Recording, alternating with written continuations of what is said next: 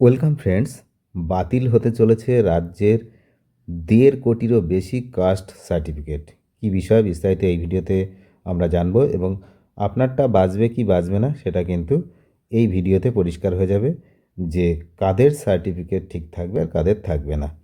তো প্রায় 1.5 কোটিরও বেশি কাস্ট সার্টিফিকেট সেটা কিন্তু বাতিল হতে পারে আমাদের রাজ্যের।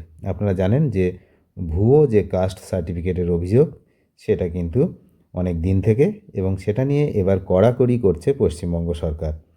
গত 1 দশকেরও বেশি সময়ে কিন্তু রাজ্যের যে ইস্যু হওয়া এসসি, এসটি ও ওবিসি শ্রেণীর প্রায় 1.69 কোটি, মানে প্রায় হচ্ছে 1,70,00,000 কাছাকাছি, যেটা জাতিগত শংসাপত্র সেগুলো কিন্তু আবারও যাচাই করার সিদ্ধান্ত নেওয়া হয়েছে।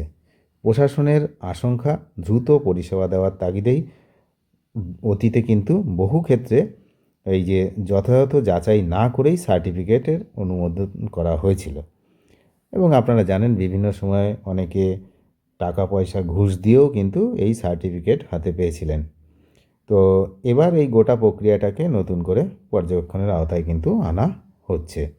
রাজ্যের অনগ্রসর শ্রেণী কল্যাণ দপ্তর সেটা সূত্রের খবর, 14 মে 2026 তারিখে সমস্ত জেলার জেলাশাসকদের কাছে বিশেষ নির্দেশ পাঠিয়ে কি বলা হয়েছে না, 2011 সাল থেকে এখনও পর্যন্ত যে বিপুল সংখ্যক কাস্ট সার্টিফিকেট দেওয়া হয়েছে তা পুনরায় যাচাই করতে হবে।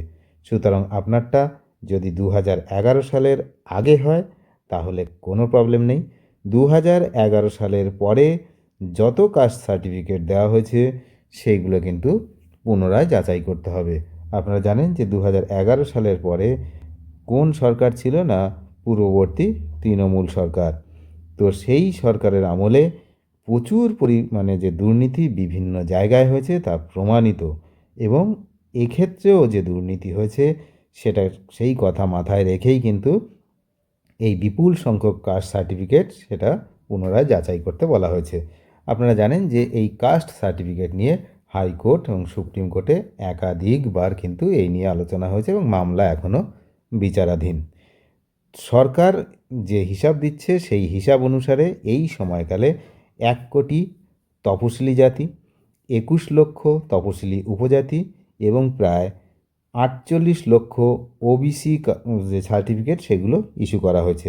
বিশেষ নজর রয়েছে দুয়ারে সরকার প্রকল্পের মাধ্যমে দেওয়া নথিগুলো। বুঝতেই পারছেন, দুয়ারে সরকার দিয়ে যে প্রকল্প, সেই প্রকল্পে এসে কিন্তু অনেককেই ঢালাও সার্টিফিকেট দিয়ে দেওয়া হয়েছে। তো সেক্ষেত্রে যে যে যাচাইকরণ, সেই যাচাইকরণ কতটা ঠিকঠাক হয়েছে সেটাও কিন্তু দেখার বিষয়, এবং এখন সেগুলোকে পুনরায় যাচাই করা হবে। প্রশাসনিক তথ্য বলছে 10টি পর্যায়ে মোট 47.8 লক্ষ সার্টিফিকেট বিলি করা হয়। এর মধ্যে এসসি শ্রেণীর 32.51 লক্ষ, আর এসটি শ্রেণীর হচ্ছে 6.65 লাখ, এবং ওবিসি শ্রেণীর প্রায় 8.64 লাখ এই শংসাপত্র কিন্তু দেওয়া হয়েছে। সরকারি মহলের দাবি অনুসারে নিয়ম অনুযায়ী সার্টিফিকেট দেওয়ার আগে এসডিও অফিস বা কলকাতার ক্ষেত্রে ডিডব্লিউও দপ্তরের মাধ্যমে বিস্তারিত নথি যাচাই করার কথা, কিন্তু বহু ক্ষেত্রেই সেই প্রক্রিয়া যথেষ্ট কড়াভাবে অনুসরণ করা হয়নি। দুয়ারে সরকারে যথেচ্ছভাবে কিন্তু এই সার্টিফিকেট দিয়ে দেওয়া হয়েছে। সেই কারণে নতুন করে রিভেরিফিকেশনের সিদ্ধান্ত নেওয়া হয়েছে। প্রয়োজনে সেই সমস্ত ভুয়ো নথি বাতিলও করা হতে পারে বলে স্পষ্ট জানানো হয়েছে। এমনকি কোনো সরকারি কর্মীর গাফিলতি প্রমাণিত হলে তার বিরুদ্ধে ব্যক্তিগত দায়বদ্ধতার ভিত্তিতে ব্যবস্থা নেওয়া হতে পারে। এই সিদ্ধান্তের প্রভাব ভোটার তালিকাতেও পড়বে, তার কারণ আপনারা জানেন যে এসআইআরের সময় এই কাস্ট সার্টিফিকেট কিন্তু একটা গুরুত্বপূর্ণ নথি হিসাবে ব্যবহার করা হয়েছিল। তাহলে যখন যাচাই হবে তখন যদি ভুয়ো প্রমাণিত হয় কাস্ট সার্টিফিকেট, এবং সেটা দেখিয়ে সে যদি ভোটার লিস্টে নাম তার ঠিকঠাক থাকে এসআইআর প্রক্রিয়ায়, তাহলে কিন্তু তার নাম থাকা নিয়েও প্রশ্ন উঠবে। তবে এই যে 1,69,00,000 সার্টিফিকেট সব কিন্তু বাতিল হবে না, তার কারণ আপনারা জানেন সব ভুয়ো নয়। যেগুলো ভুয়ো সেইগুলোই বাতিল হবে যাচাইকরণের মাধ্যমে।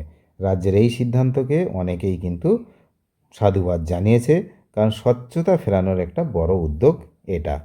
তাহলে ভুয়ো শংসাপত্রের মাধ্যমে সুযোগ নেওয়ার প্রবণতা যাতে না থাকে, সেটা কিন্তু বন্ধ করার জন্যই সরকারের এই লক্ষ্য বলে কিন্তু মনে করছে ওয়াকিবহাল মহল। তাহলে এখন কি হয় সেদিকে আমরা নজর রাখছি। আপনারাও নজর রাখুন। চ্যানেলে যারা নতুন তারা নিয়মিত আপডেট পেতে অবশ্যই চ্যানেলটিকে সাবস্ক্রাইব করে সঙ্গে থাকবেন। ধন্যবাদ।